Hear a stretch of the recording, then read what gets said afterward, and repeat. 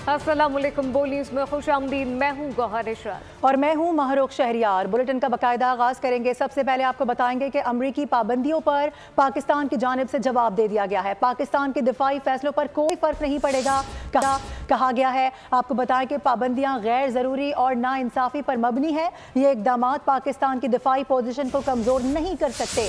तर्जुमान दफ्तर ख़ारजा मुमताज़ ज़हरा बलोच ने अमरीका को अपने 2 टोक पैगाम में कहा कि पाकिस्तान की सिक्योरिटी के फैसले पाकिस्तान की कौम करेगी। पाकिस्तान के मिसाइल प्रोग्राम से अमेरिका को कोई खतरा नहीं। इनका कहना था कि खत्ते में मिसाइल सिस्टम और जौहरी टेक्नोलॉजी की दौड़ का आगाज़ भारत ने किया। बड़ी ताकतों को भारत के खिलाफ सख्त इक़दाम उठाने चाहिए ताकि इस दौड़ को रोकने में मदद मिले। खबरों के सिलसिले को आगे बढ़ाते हुए आपको बताएं कि वफाकी वज़ीर दाखिला मोहसिन नकवी से MQM रहनुमा खालिद मकबूल सिद्दीकी ने मुलाकात की है। मुलाकात में बाहमी दिलचस्पी के उमूर और मुल्क की मजमूई सूरत हाल पर तबादला ख्याल किया गया। मुलाकात में आवाम को रिलीफ देने और मसाइल के देरपा हल के लिए इक़दाम पर भी गुफ्तगू की गई है। मोहसिन नकवी का कहना था कि पाकिस्तान मुश्किल हालात से बाहर निकल रहा है, माशी अशारिये बेहतरी की जानिब गामजन है। हर आने वाला दिन पाकिस्तान के रोशन मुस्तकबिल की नवीद सुना रहा है। मायूसी गुनाह है और मायूस अनासर का एजेंडा कुछ और है। वफाकी वज़ीर खालिद मकबूल सिद्दीकी ने कहा कि पाकिस्तान की तरक्की की राह में रुकावटें डालने वालों को अवाम की कोई परवाह नहीं। 8 माह की हुकूमती कारकर्दगी अवाम के सामने है। वज़ीर आज़म शहबाज शरीफ की टीम ने IMF प्रोग्राम पर काम किया।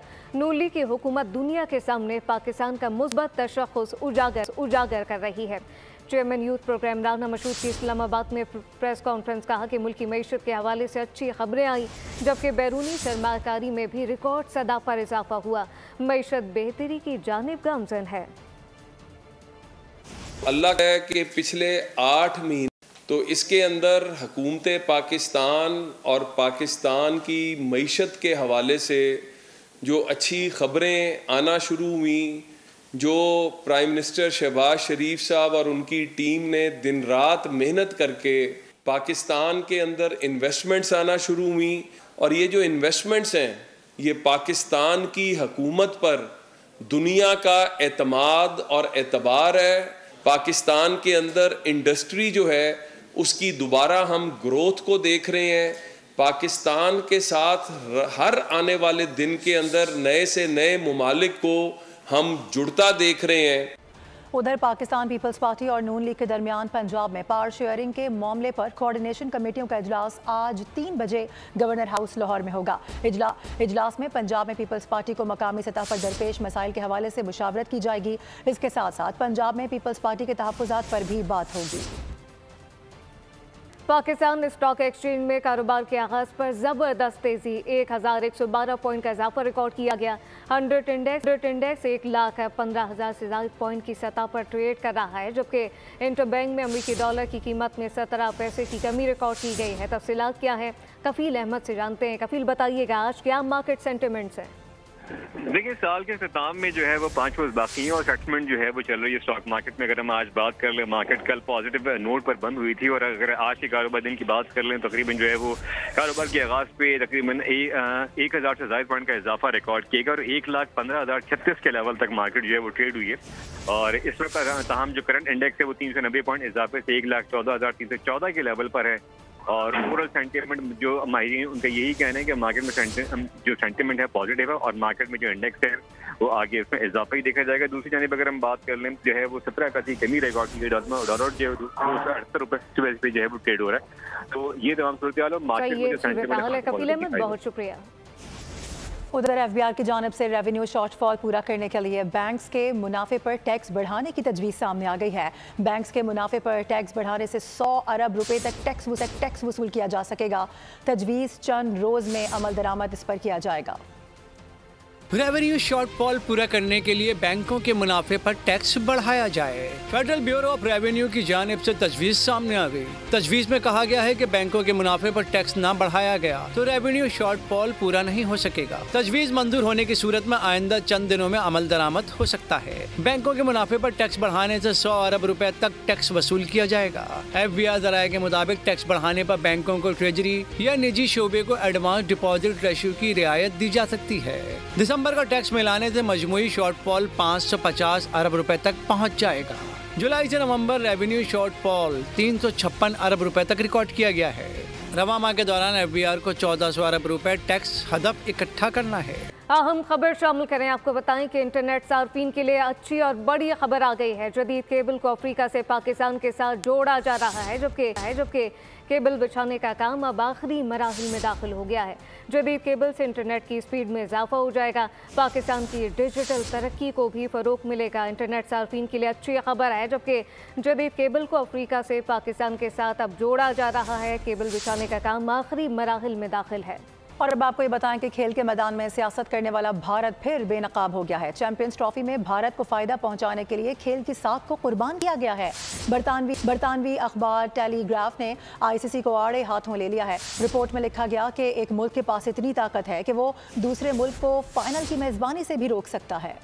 ICC इवेंट्स में भारत को फायदा पहुंचाया जाता है। बरतानवी अखबार की ICC और भारत पर कड़ी तनकीद। दी टेलीग्राफ ने अपनी रिपोर्ट में लिखा कि चैंपियंस ट्रॉफी में भारत को एडजस्ट करने के लिए खेल की साख को कुर्बान किया गया। रिपोर्ट में कहा गया है कि एक मुल्क के पास इतनी ताकत है कि वो दूसरे मुल्क को फाइनल की मेजबानी से रोक रहा है। फाइनल का वेन्यू लाहौर है, लेकिन अगर भारत फाइनल में पहुंचा तो फाइनल UAE में होगा। शायकीन और मुंतजमीन को ये इल्म नहीं कि फाइनल लाहौर में होगा या न्यूट्रल वेन्यू पर। भारत का पाकिस्तान को फाइनल कराने से रोकना शर्मनाक है। ऐसी मिसाल कहीं नहीं मिलती। टेलीग्राफ की रिपोर्ट में मजीद कहा गया है कि इवेंट में शरीक 7 ममालिक को ये नहीं पता कि वो नॉकआउट मैच कहाँ खेलेंगे। सिर्फ इंडिया को मालूम है कि वो सेमीफाइनल और फाइनल कहाँ खेलेगा। भारत को दी गई रियायत नामुनासिब के साथ इसके ट्रॉफी जीतने के इम्कानात बढ़ा रही है। क्रिकेट के खेल पर भारत की इजारादारी है। और अब बात करेंगे बेलगाम सवारी की। कुछ हैवी ट्रैफिक बेकाबू, कुछ मोटरसाइकिल सवार लापरवाह है। कराची में हादसात का जिम्मेदार किसको ठहराया जाए? बाइक सवार हेलमेट पहनना जहमत तो बड़ी गाड़ियां धीरे चलना तौहीन समझती हैं। तो फिर कराची की सड़कों पर सफर पुरखतर क्यों ना हो? शहर में हैवी ट्रैफिक मुकर्ररा वक्त से कबल एंट्री दे देता है। ऐसे में छोटी गाड़ियां जल्दबाजी दिखाती हैं और ट्रैफिक पुलिस का ध्यान भी किसी और तरफ होता है। नाजरीन, यहाँ बैठकर हम और बोल सिर्फ आगाही दे सकता है, अमल दरामद करना आपका और हम सबका काम है। शहर में ट्रैफिक हादसात में शहरियों के जाम बहक होने का सिलसिला थम न सका। आयशा मंजिल पर तेज रफ्तार बस ने मियाँ बीवी को रोन डाला। हादसे में बीवी जाम बहक हो गई, जबकि शौहर जख्मी हुआ। जख्मी शौहर ने बोल न्यूज़ से बात करते हुए वाज़ेह बताया कि बस की टक्कर से जमीन पर जा गिरे। मज़ीद तफसीलात खुर्रम गुलजार से जानते जी। खुर्रम, ट्रैफिक हादसात हैं कि थमने का नाम नहीं ले रहे हैं। रोज़ाना की बुनियाद पे शहर में कोई ना कोई शहरी गाड़ी से टक्कर से जाँ बहक हो रहा है, ज़ख्मी हो रहे हैं शहरी। शहर में बसें जो है वो दंदनाती फिर रही हैं। तेज़ रफ्तार बसें जो कि दौड़ती हुई आई है आयशा मंजिल के करीब, और एक शहरी जो कि मोटरसाइकिल सवार था अपनी अहलिया के साथ उसे कुचल दिया। हादसे में खातून जो है वो जाँ बहक हो गई हैं, जबकि दुलाल नामी जो नौजवान है वो ज़ख्मी हुआ है। ज़ख्मी नौजवान है, कैसे हादसा कैसे हुआ था आपके साथ? आयशा मंजिल पुल पे जैसे नीचे उतर रहा था, बस था पीछे, जैसे ही बस लगा और हम लोग गिर गए इस तरफ। अगर उस तरफ गिरता है तो अल्लाह बचा लेता, गलत जगह गिरा तो वो सीधा हमारे ऊपर चढ़ गया है। अब मेरा बीबी तो सीधा उसका टायर का ऊपर, उसका तो पूरा ये हाथ ख़त्म हो गया है। अब मेरा फिर एंड वाला जो टायर है ना वो मेरा ऊपर से गुजरा है। बस इतना ही हुआ। तो इतने देर में फिर वो बस वालों को रोक लिया है, फिर कार वाले बाइक वाले सब रुक गए, सब आगे इकट्ठे हुए। फिर किसी ने एम्बुलेंस को फ़ोन किया, तब तक कोई एम्बुलेंस वाला आया नहीं था। मतलब रेस लगाती हुई आ रही थी ये बस? हाँ, बहुत स्पीड में आ रहा था, रफ्तार में आ रहा था, उसका रफ्तार बहुत तेज़ था। इस तरह के वाक़यात शहर में आम होते जा रहे हैं। डंपर, ट्रक और बसेस जो है वो सड़कों पे मोटरसाइकिल सवारों को। बहुत शुक्रिया। कराची में मोटरसाइकिलों में बैक लाइट ना होने की वजह से भी ट्रैफिक हादसात में रिकॉर्ड इजाफा हुआ है। इसी हवाले से मजीद बात करेंगे। हमारे साथ मौजूद हैं हमारे नुमाइंदे मोहम्मद काशान, जो कि इस वक्त मोटरसाइकिल मैकेनिक के हमरा हैं। काशान, बताइएगा इन लोगों की जानिब से क्या बताया जाता है इस हवाले से? बिल्कुल, देखिए मैं इस वक्त कराची की सबसे बड़ी मोटरसाइकिल की मार्केट रंचू लाइन से रिपोर्ट कर रहा हूँ। ट्रैफिक हादसात की बुनियादी वजह है कि असल वजूहात जो है वो मैकेनिक बताएंगे, क्योंकि मुतादिद शहरियों की मोटरसाइकिलों की हेडलाइट और बैकलाइट नहीं होती, वो काम ही नहीं करती बैकलाइट। मैकेनिक मेरा हमारा मौजूद है, इनसे बात करेंगे। सर ये बताइएगा, शहरी यहाँ पर आते हैं, तकरीबन काम गाड़ियों करा लेते हैं, और बुनियादी जो असल काम है बैकलाइट और हेडलाइट वो क्यों नहीं करवाते यहाँ? ये तो करवाना चाहिए हर आदमी को, जो है बाइक के हवाले से जो है कि ये गाड़ी की मेन चीज़ होती है, बैकलाइट हो गई, हेडलाइट हो गई गाड़ी की। क्यों इसमें गाड़ी चलाने के अंदर जो है ना बैकलाइट का मतलब ये होता है रेड कलर की होती है, ताकि पीछे वाले को इशारा मिल जाए कि लाइट जल रही है, कि यानी कि हमको अपनी गाड़ी स्लो करनी है। फिर उसके हवाले से ये कि हर आदमी जो है अपनी गाड़ियों को आल्टर करवाता है। अल्ट्रेशन नहीं करवाना चाहिए, अगर हम नॉर्मल गाड़ी बनाएं, जैसे हम सबको गाइड करते हैं नॉर्मल गाड़ी होगी अच्छी गाड़ी। हम तो सबको यही बोलते हैं कि जेन्युइन गाड़ी बनाओ, और अल्ट्रेशन गाड़ी नहीं बनाओ भाई। बच्चों को बोला, तमाम लोगों से मेरी गुजारिश है कि अपने बच्चों को अच्छी तरबियत दें और गाड़ी के हवाले से जो है मोटरसाइकिल छोटी उम्र वाले बच्चों को ना दें। उनको अगर दे रहे हैं तो कम से कम उनको आप अपने हमरा यानी कि अपने हाथ से उसको दिखाएं या जो भी है उसको पूरी चीज़ें समझाएं, तो जाके प्रॉपर्ली ये सही चला सकता है रोड के ऊपर। शहरियों को चाहिए कि अपनी गाड़ियों की बैकलाइट्स का भी काम कराएं, क्योंकि रात के औकात में ट्रैफिक हादसात में असल वजह जो है सबब वो बैकलाइट ही गाड़ियों की बन रही है, क्योंकि गाड़ियाँ आपस में टकरा जाती हैं, जिससे शहरियों को बहुत शुक्रिया।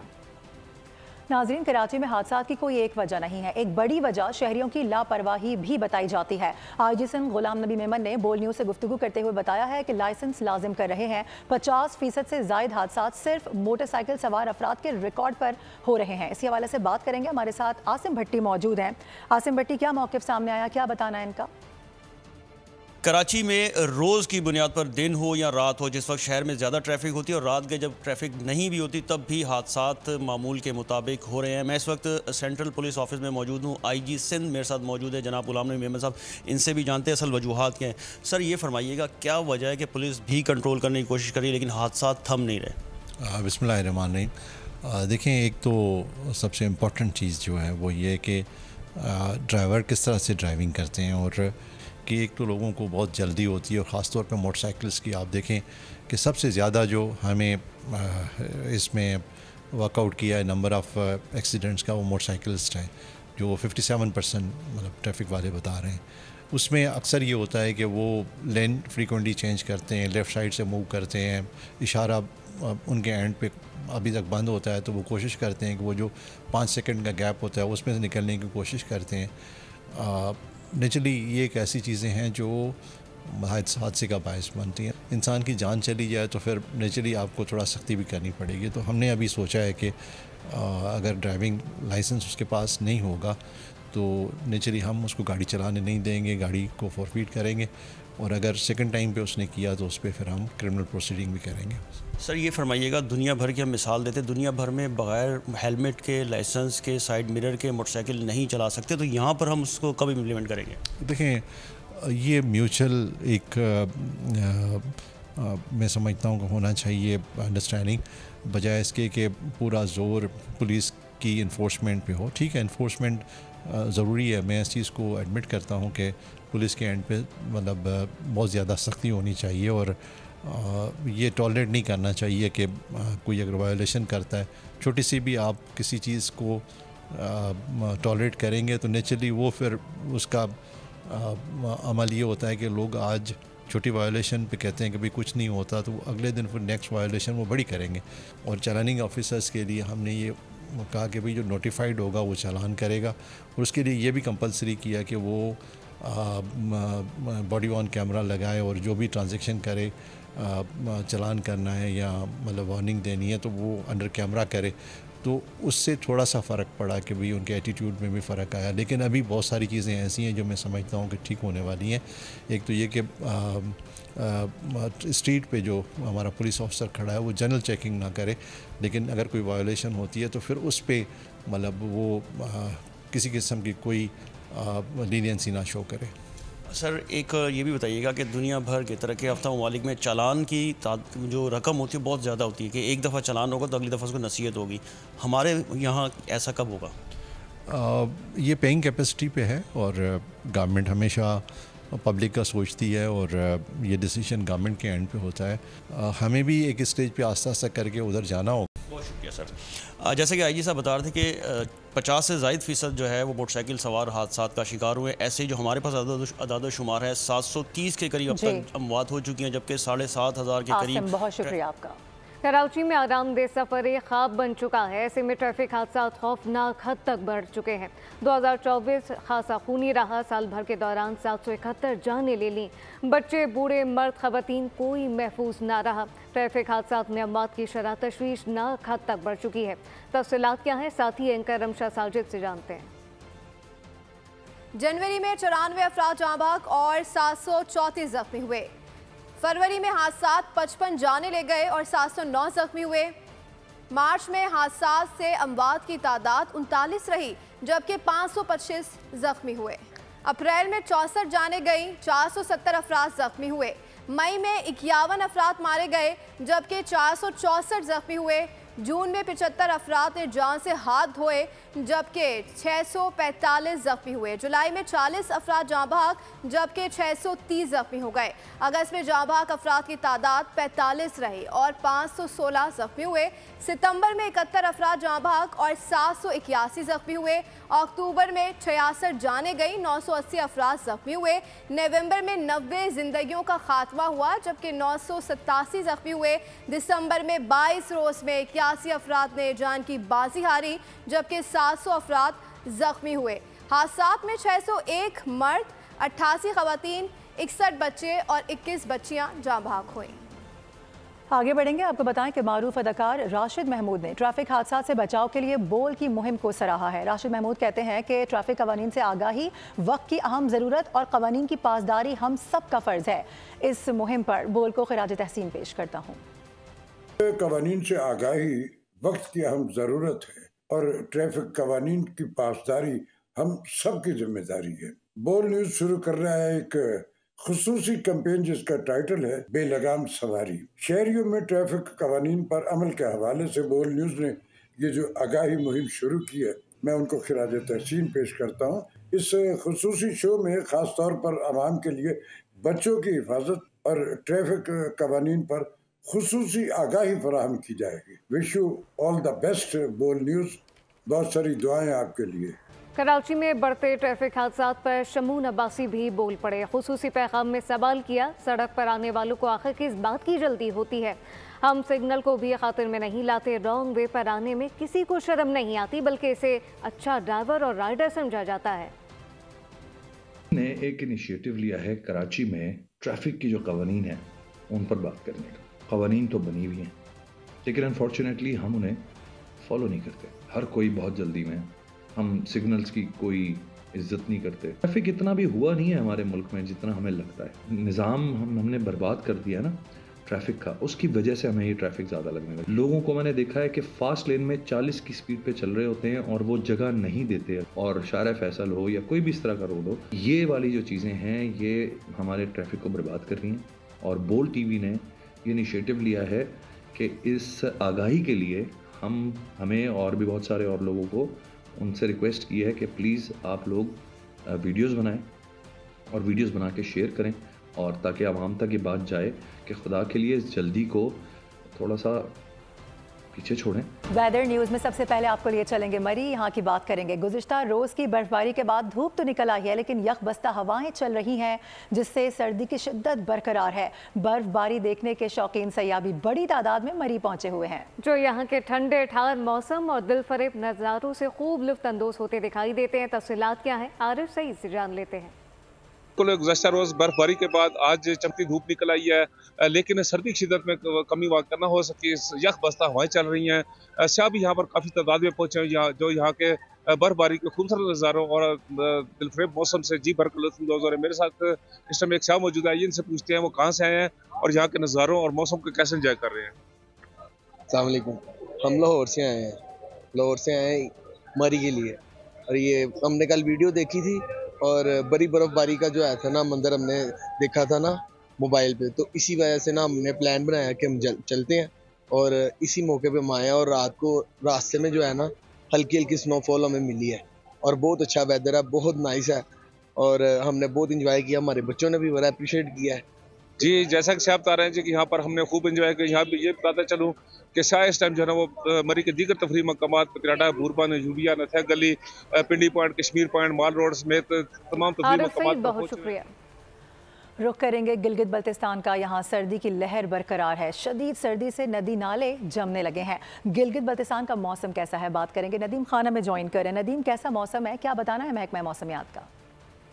बिल्कुल, गिलगित बल्तिस्तान के अगर आज के मौसम की बात करते हैं तो गिलगित बल्तिस्तान के बालाई इलाकों समेत मैदानी इलाके इन दिनों शदीद सर्दी की लपेट में हैं। इस वक्त हम दरियाए गिलगित के किनारे मौजूद हैं और शदीद सर्दी का अंदाज़ा इस बात से लगाया जा सकता है कि बालाई इलाकों में जो पानी मुंजमद हुआ है शदीद सर्दी की वजह से, उसके असरात दरियाए गिलगित की सतह पे पड़े हुए, उसकी सतह जो है मुसलसल कम हो रही है। इसके साथ साथ आपको ये बता दें कि महकमा मौसमियात के मुताबिक आइंदा 3 रोज़ तक गिलगित बल्तिस्तान के बालाई इलाकों समेत मैदानी इलाकों में मौसम जुज़वी अब्र आलूद रहेगा। और इसके साथ साथ अगर दर्जे हरारत की बात करते हैं तो गिलगित बल्तिस्तान के शहरी इलाकों में भी ज़्यादा से ज़्यादा 7 जबकि कम से कम 3 रहने का इम्कान है। बहुत शुक्रिया आपका। आज़ाद कश्मीर में सर्दी की शदीद लहर के साथ हलवा पूरी, सूप और पाई की मांग में इजाफा हो गया है। शहरी गर्मा गर्म सूप, पाई और हलवा पूरी को खूब इंजॉय करते दिखाई देते हैं। तफसीलात बशारत मोगल से जानते हैं। कश्मीर में जो सर्दी की शिद्दत है उसमें मुसलसल इजाफा होता जा रहा है। इस सर्दी की शिद्दत से बचने के लिए बड़ी तादाद में शहरियों ने मुख्तलिफ होटल्स का रुख किया हुआ है। जिस जगह मैं मौजूद हूँ इस वक्त ये दारुल हुकूमत मुजफ्फराबाद का मंजर है और बिल्कुल यहाँ इस वक्त यहाँ हलवा पूड़ी है, हलवा है और जो साथ कश्मीरी जो नून चाय है और साथ ही जो आपको बताता चलूँ कि यहाँ पाइप का लोग इस वक्त इस्तेमाल करें। कुछ लोग हमारे साथ मौजूद हैं, हम उनसे बात कर लेते हैं। आज़ाद कश्मीर में तकरीबन बहुत शदीद किस्म की सर्दी है और उस सर्दी में तरह तरह की बातें करने के अलावा हम आते हैं हलवा पूड़ी खाने के लिए, पाए खाने के लिए, स्पेशल इनके अंडा चना होता है वो खाते हैं। लेकिन सबसे अच्छी जो चीज़ है इनकी या जो हम पसंद करते हैं, लोग पसंद करते हैं स्पेशल, वो सिरी पाए हैं इनके। इस सर्दी की शिद्दत से बचने के लिए मेरे कैमरामैन अगर अभी दिखा सकें आपको ये चीज़ें, ये लोग ज़्यादा से ज़्यादा जिसमें इस्तेमाल करें ताकि जिस्म को गर्म और तवाना रखा जाए। बहुत शुक्रिया। और सर्दी के साथ साथ क्रिसमस की आमद में सिर्फ 2 दिन बाकी रह गए हैं। तैयारियां पूरे जोरों शोर से जारी हैं। लोग आखिरी लम्हात में खरीदारी के लिए एक मॉल से दूसरे मॉल का रुख कर रहे हैं। टोरंटो का सबसे बड़ा मॉल एटन सेंटर खरीदारों की भरमार के बायस रौनकों से भरपूर नजर आ रहा है। तफसीलात बता रहे हैं असमद मुजीब। में बर्फबारी का सिलसिला एक मरतबा फिर जारी है। 10 सेंटीमीटर बर्फबारी हो चुकी है और दर्जे हरारत भी मनफी में चला गया है। बर्फबारी के साथ साथ क्रिसमस भी करीब आ रही है और सिर्फ 2 दिन रह गए हैं। साल का सबसे बड़ा त्यौहार जो खुशियां लेकर आता है। लोग इसकी तैयारियों में मसरूफ हैं। केक ऑर्डर कर रहे हैं, चॉकलेट ऑर्डर कर रहे हैं और अपने प्यारों के लिए एक मॉल से दूसरे मॉल आखिरी खरीदारी के लिए मसरूफ है। टोरंटो पियर्सन एयरपोर्ट जहां पे तकरीबन 2.7 मिलियन लोगों की आमद-ओ-रफ्त का इम्कान है, जो कि लोग या तो टोरंटो आ रहे हैं या टोरंटो से बाहर अपने प्यारों के साथ क्रिसमस मनाने के लिए जा रहे हैं। पूरा शहर, सड़कें, बाजार इस वक्त रोशन हो रहा है और जगमगाती लाइटों के साथ। के लिए आपका बहुत शुक्रिया। न्यूज़ बुलेटिन से फिलहाल इतना ही। विजिट कीजिए bolnews.com और देखते रहिए बोल न्यूज़।